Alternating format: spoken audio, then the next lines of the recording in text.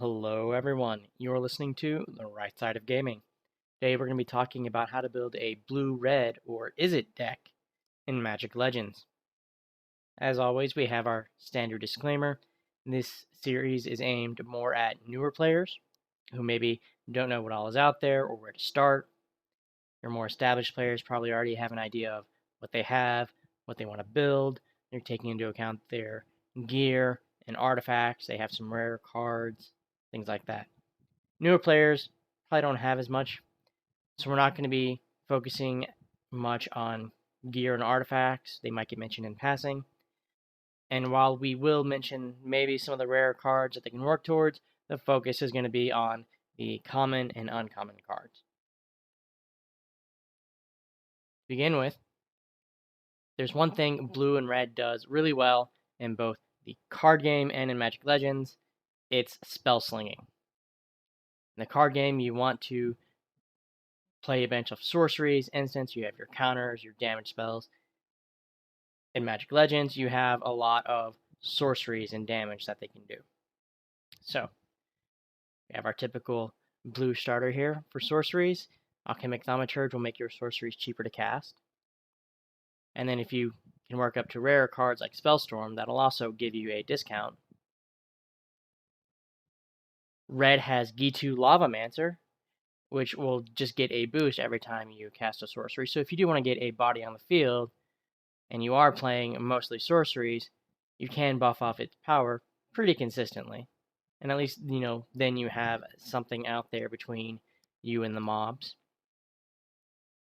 You have Juvenile Kavu, where whenever you cast a sorcery, it's going to deal damage as well as damage over time to random enemies.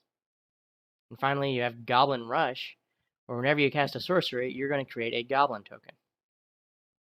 So for blue, you get a little bit more focus on efficiency when they're casting their sorceries, whereas red is using their creatures to take advantage of casting sorceries. Now, they both take different approaches to how they're handling critical effects.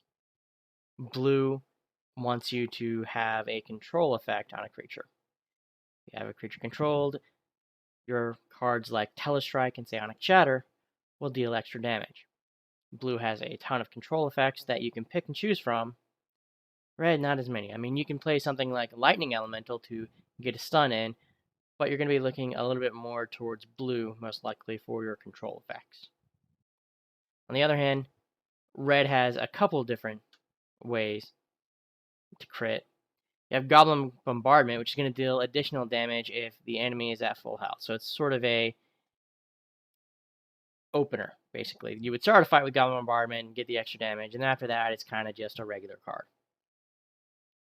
If you want more consistent crits, you have cards like Magma Burst and Slack Strike, which will deal extra damage to enemies that are taking damage over time.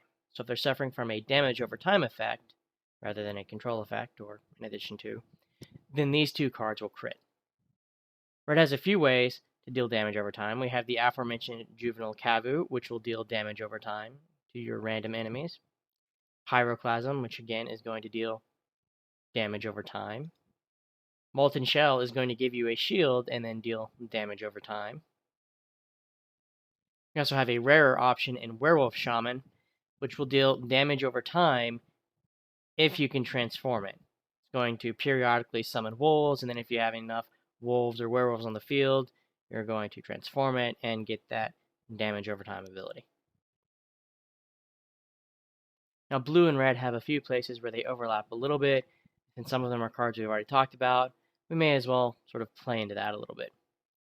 So we talked about Molten Shell, which will give you a shield. Blue also has a similar effect in Frost Armor. The Molten Shell is going to give you a shield and deal the damage over time, and the damage over time you can use to trigger your red crits. Frost Armor is going to give you a shield, and it's going to have a stun, which will work towards your blue crits. And then you can use a taunt if you have a shield up to minimize the damage of everyone attacking you. And in this case, the taunt Burning Rage is going to increase your primary attack. So if you're one of those players that really wants to get up in the middle of things, you can kind of take advantage of Molten Shell and Frost Armor to really benefit some of your sorceries, and then Burning Rage to taunt and give you a little bit more damage. And if you have a rare option that you can work towards, Furnace of Wrath is a mythic that will make you take more damage, but you'll also deal more damage, and you can sort of use those shields to offset the damage you're taking. Red and blue also share the take control effects if you want to steal your enemy creatures. Now, the only common or uncommon is active treason in red, but you do have rare options in blue for Lull Mage Captivator, Mass Manipulation, and Dominate. You might have to find a way to take advantage of those creatures once you've stolen them, maybe find a way from your gear or artifacts to sacrifice them, or maybe just let them die, or just let them fight for you, whatever. But it's one of those sort of fun places where they overlap that you can kind of play around with. Finally, since we're already probably going to be summoning goblins anyway, you have the option to lean heavily into goblins. All your blue sorceries also say, basically, summon a goblin while you've got Goblin Rush activated. It's not going to hurt to have something like Goblin Firebomber in there as well, which is going to create hazards and it's a goblin. Goblin Warchief, which is going to buff your other creatures, as well as an additional buff on your goblins. So all your creatures, be they goblin or not, are going to get a bonus to their power, and then your goblins specifically are going to get an increased movement speed. You have Goblin Offensive, which is a little rare, but it lets you summon a bunch of goblins.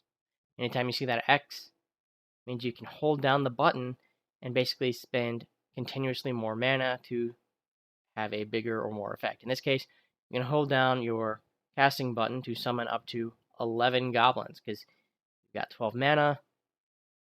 You can spend one of those mana just on the card itself, and then the other 11 to summon goblins. Maybe if you hold down long enough, you'll get back a mana while you're casting it, and maybe you can get that 12th goblin. But you can summon a lot of goblins this way if you really want to. And then finally, you have Ogre Mortar, which is going to create goblins. It just literally chucks them out at people. Now in blue-red, you're going to be casting a lot of sorceries. You're going to be finding ways to capitalize on them. And then you have cards that sort of lend themselves to other types of build as well, like Molten Armor, for example. If you decide you want to go with a sort of taunty or risk-reward type of build, you can play up goblins if you really want to lean heavily into the Goblin Rush card, things like that. Really, you're going to have most likely that core set of sorceries in red and blue, and then you're kind of sort of going off of that with what you've got, what you want to build, and there's a couple different ways you can do it. And remember, there's a lot of spells here that aren't listed just because they're kind of generic. Like red has a lot of spells that are basically just deal damage in an AoE, deal damage in a line. Like there's not really anything special to the effect, but they deal a lot of damage. So if you want to, you could literally just load up on those and maybe some of your sorcery benefiting cards and just spell after spell after spell, dealing as much just straight direct damage as you can. That's all we had for today. Thank you guys so much for listening. If you'd like to leave a like, comment, subscribe, that'd be great.